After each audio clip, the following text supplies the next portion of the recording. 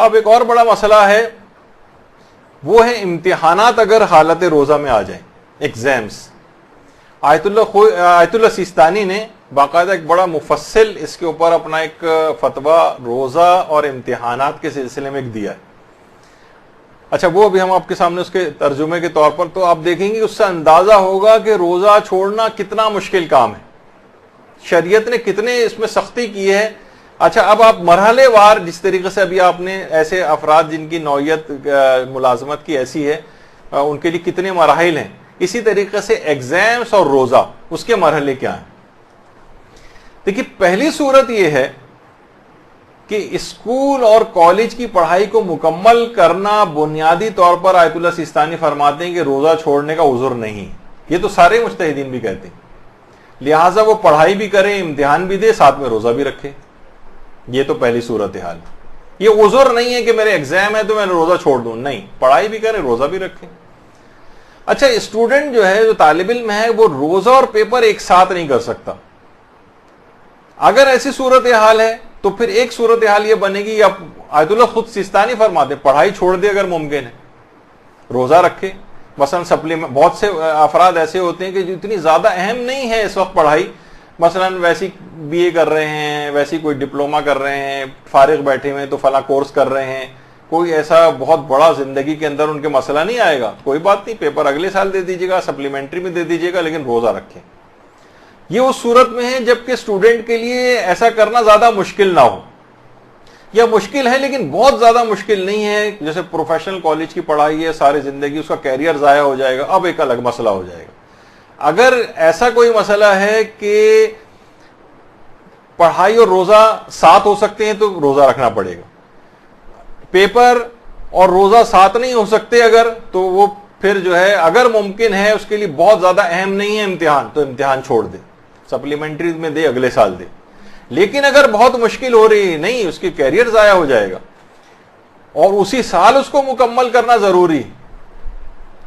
اب وہ یا تو روزہ رکھے یا پیپر دے، دونوں کام ایک ساتھ نہیں کر پا رہا ہے اور پڑھائی چھوڑ رہا ہے تو پورا سال ضائع ہو رہا ہے، وہ اور ایک اور مشکل کا شکار ہو جائے گا. اب فرماتے ہیں کہ دو باتیں ہوں گی.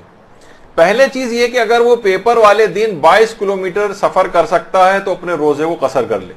22 کلومیٹر سفر کرے، سفر کر کے 22 کلومیٹر واپس آئے گا، 22 کلومیٹر کے بعد کھا پی سکتا ہے، پھر واپس آ جائے، وہاں کھا پی کے واپس آئے. ہاں یہ ضرور ہے کہ اگر 22 کلومیٹر کے بعد اس نے کچھ کھایا نہیں اور ویسے ہی وہ اپنے وطن واپس آ گیا، تو اپنے وطن اگر واپس آ جائے اور منافی روزہ کوئی کام نہ کیا ہو تو اس روزے کو پورا کرنا واجب ہو جائے گا. تو وہاں کچھ کھا لے، پھر اس کے بعد واپس آئے، 1-1.5-2 گھنٹے لگیں گے، سفر قصر کر کے آئے، اپنا صبح نکل جائے 5 بجے قریب، 7 بجے واپس آئے گا، اس کے بعد دن بھر کھاتا پیتا رہے، آرام سے جائے اور ایگزام دے کر آ جائے. البتہ بعد رمضان اس روزے کی قضا کرنا پڑے گی، اور جان بوجھ کے بھی اپنے روزے کو قصر کیا جا سکتا ہے. یہ بھی آگے چل کر بھی انشاءاللہ ایک مسئلہ آئے گا. کفارہ اس کے اوپر کوئی نہیں ہے، یہ شریعت نے اس کو حل بتایا ہے کہ اگر ایسی کوئی استثنائی کیفیت آ رہی ہے تو وہ اپنے اس 22 کلومیٹر سفر کر کے اپنے اس روزے کو قصر کر کے واپس آ جائے. اچھا اگر وہ بہت سی خواتین ایسی مثلا وہ چاہتی ہیں، جیسے آپ ہیں، آپ میں سے کوئی اب کوئی گھر والا لے جانے کو تیار نہیں، اتنی صبح 5 بجے تو میں کہاں ٹول پلازا جو ہے اس سے بھی آگے جو ہے وہ لے کر جائیں، اور ہم مثلا کوئی اس کے امکانات نہیں ہیں سفر کرنے کے، تو کیا تب وہ چھوڑ سکتی ہے روزہ؟ نہیں، تب بھی نہیں، بلکہ وہ روزے کی نیت کرے، تمام دن روزے سے رہے.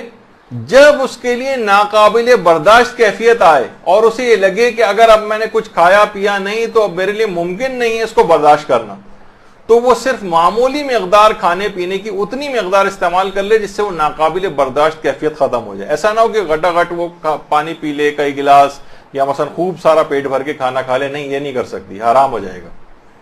اتنا لے کے جتنا بس اس کو ضرورت ہے، اور اس میں وہ اپنا پیپر وغیرہ دے دے گی یا دے دے گا، وہ آزادی کے ساتھ کھانے پینے کی اجازت نہیں ہے، اور پھر بعد رمضان ان تمام روزوں کی قضا بھی کرنی.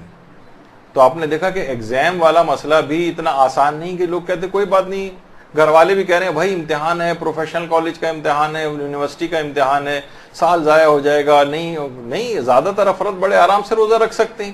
وہ تو پہلے سے ہی کہا جاتا ہے نا کہ اگر کسی جنگ میں آپ، یہ دماغ میں ایک خیال بھی آپ کے ہو کہ اس جنگ میں آپ کو شکست ہو سکتی ہے تو 50% آپ کو شکست ہو چکی ہے.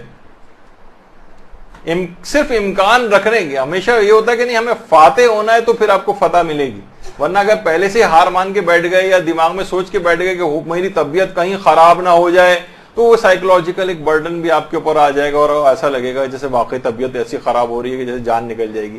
1-2 گلاس اگر صرف پانی نہیں اگر کسی دن ملا ہے تو کون اس میں مر رہا ہے یا اس کو ایسی تکلیف ہو رہی ہے.